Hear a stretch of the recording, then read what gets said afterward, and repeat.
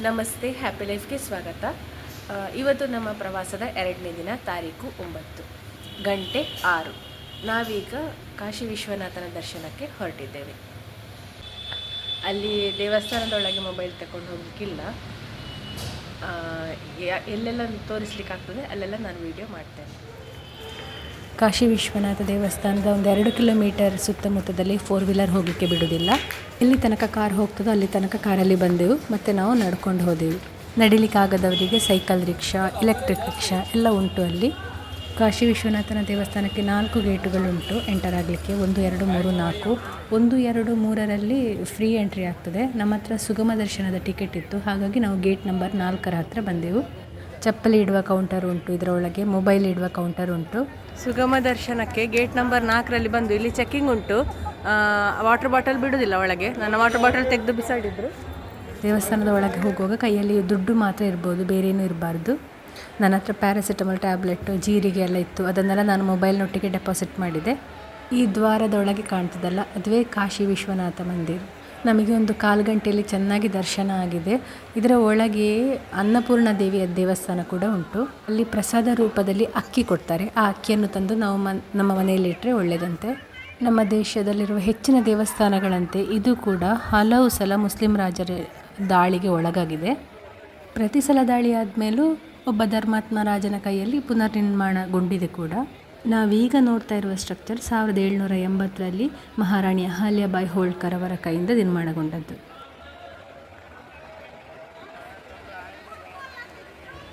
ಅಲ್ಲಿ ಗಂಗಾ ನದಿ ಇರೋದು, ಅಲ್ಲಿ ಗಂಗಾ ನದಿ. ಇದು ಕಾಶಿ ವಿಶ್ವನಾಥ್ ಕಾರಿಡಾರ್ ಅಂದರೆ ಇದು ಗೇಟ್ ನಂಬರ್ 1. ಇದು ನಾವು ಗೇಟ್ ನಂಬರ್ 4ಇಂದ ಬಂದದ್ದು ಅಲ್ಲಿಂದ. ಇದು gate number 1 Kashi Vishwanath corridor. ಮೊದಲು ಇಲ್ಲೆಲ್ಲ ಅಲ್ಲಿರುವಾಗೆ ಗಲ್ಲಿಗಳಿತ್ತಂತೆ. ಗಂಗೆಯಿಂದ ಸೀದಾ ವಿಶ್ವನಾಥನಲ್ಲಿಗೆ.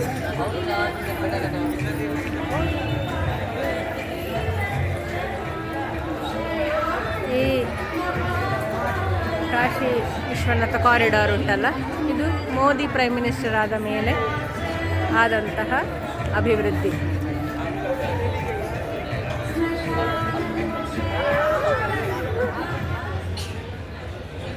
ಹೋಳ್ಕರ್ ಆಗಬೇಕಲ್ಲ, ರಾಣಿ ಅಹಲ್ಯಾಬಾಯಿ ಹೋಳ್ಕರ್.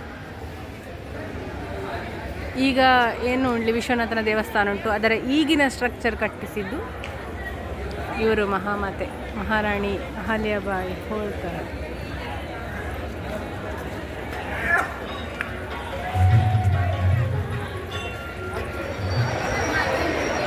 ನಮ್ಮ ಆದಿಗುರುಗಳು ಶಂಕರಾಚಾರ್ಯರು. ಇಲ್ಲಿ ಕಾರಿಡಾರ್ನ ಆರಂಭದಲ್ಲೇ ಶಂಕರಾಚಾರ್ಯರ ಮೂರ್ತಿ ಉಂಟು. ಇದೀಗ ನಾವು ಕಾಶಿ ವಿಶ್ವನಾಥನ ಮೇನ್ ಗೇಟಿಂದಾಗಿ ನಾವೀಗ ಹೊರಗೆ ಬರ್ತಾ ಇದ್ದೇವೆ ಗಂಗೆಯ ಹತ್ರಕ್ಕೆ.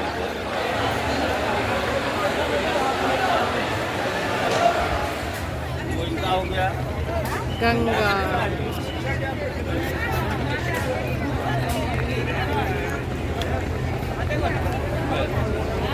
ಇಲ್ಲೆಲ್ಲ ಬೋಟ್ ರೈಡಿಗೆಲ್ಲ ರೆಡಿ ಆಗಿದ್ದಾರೆ. ನಿನ್ನೆ ನಾವು ಗಂಗಾರತಿ ನೋಡಿದ್ದಲ್ಲ, ನೋಡಿ ಇಲ್ಲಿ ಗಂಗಾರತಿ ಆದದ್ದು ನಿನ್ನೆ. ನಾವು ಅಲ್ಲಿ ಬೋಟಲ್ಲಿ ಕೂತ್ಕೊಂಡು ನೋಡಿದ್ದು.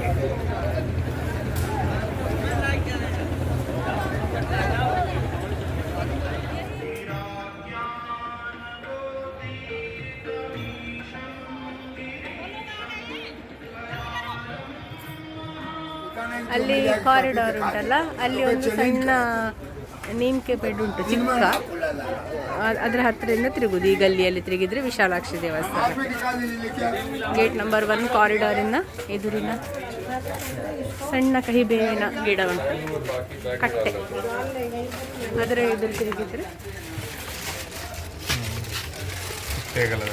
ಇಷ್ಟೇ ಅಗಲದ ದಾರಿ ನೋಡಿ. ಇಲ್ಲಿ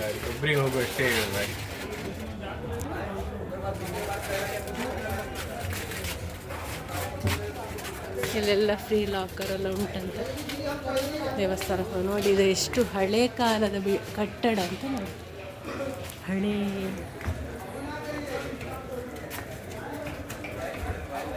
ನಾವೀಗ ಹೋಗ್ತಾ ಇರೋದು ಕಾಶಿ ವಿಶಾಲಾಕ್ಷಿ ದೇವಸ್ಥಾನಕ್ಕೆ.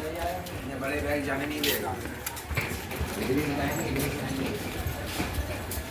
ಆ ಬದಿಯಿಂದ ಸಹ ಹೋಗ್ಬೋದು. ಕಾಶಿ ವಿಶ್ವನಾಥನ ದೇವಸ್ಥಾನದಲ್ಲಿ ಗೇಟ್ 2 ಇಂದ ಹೋದರೆ ಅಲ್ಲಿ ಒಂದು ಗಲ್ಲಿ ಉಂಟು, ಅಲ್ಲಾಗಿ ಹೋದರೆ ಸಹ ಇದಕ್ಕೆ ಸೇರ್ತದೆ. ಎಲ್ಲ ಗಲ್ಲಿಗಳು ಇಂಟರ್ ಕನೆಕ್ಟೆಡ್. ಹಾಗೆ ನಮಗೆ ಒಂದು ವೇಳೆ ಒಂದು ಸ್ವಲ್ಪ ದಾರಿ ತಪ್ಪಿದರೆ ಅಂತ ಆಗೋದಿಲ್ಲ, ಅದು ಹಾಗೆ ಆಚೆ ಈಚೆ ಸೇರ್ತದೆ.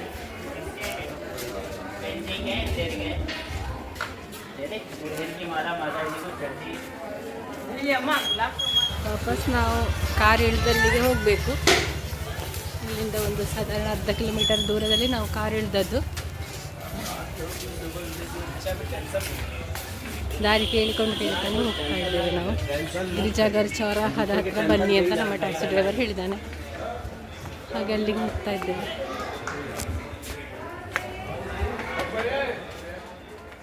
ಶಕ್ತಿಪೀಠಗಳಲ್ಲಿ ಒಂದಾದ ಈ ಕಾಶಿ ವಿಶಾಲಾಕ್ಷಿ ದೇವಸ್ಥಾನ ಉಂಟಲ್ಲ, ಒಂದು ಗಲ್ಲಿಯಲ್ಲಿರೋದು.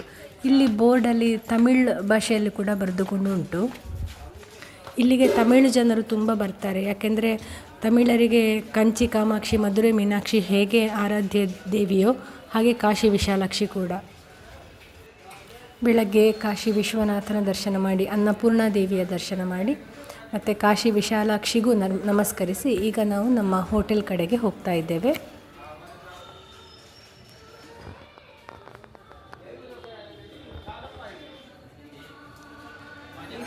ಚಿಕ್ಕ ಗಲ್ಲಿಯಲ್ಲಿ ಕೂಡ ಈಗ ಅಂಗಡಿ ಉಂಟು.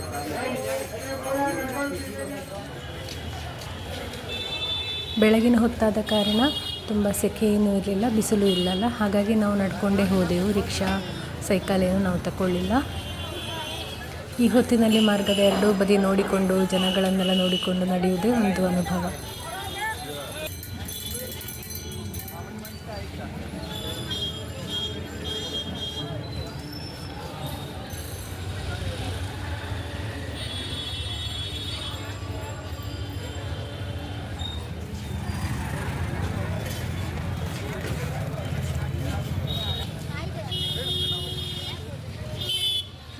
ಕುಡಿ ತಿನ್ಬಾರ್ದು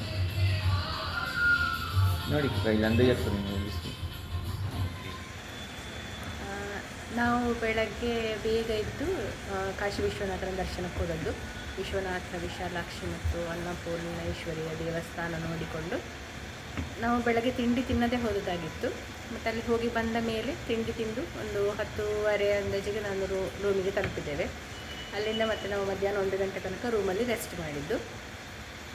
ಈಗ ನಾವು ಊಟಕ್ಕೆ ಬಂದಿದ್ದೇವೆ. ಆರ್ಡರ್ ಮಾಡಿದ್ದೇವೆ, ಬರಬೇಕಷ್ಟೇ ಊಟ. ಇನ್ನು ಊಟ ಮಾಡಿ ಇನ್ನು ಪುನಃ ನಾವು ದೇವಸ್ಥಾನಗಳನ್ನು ನೋಡಲಿಕ್ಕೆ ಹೋಗ್ತೇವೆ. ಸಂಕಟ್ ಮೋಚನ್ ಹನುಮಾನ್ ದೇವಸ್ಥಾನ ಮತ್ತು ದುರ್ಗಾದೇವಿ ದೇವಸ್ಥಾನ ಎಲ್ಲ ನೋಡಲಿಕ್ಕೆ ಉಂಟು. ನೋಡುವ, ಊಟ ಮಾಡಿ ತೋರಿಸ್ತೇವೆ.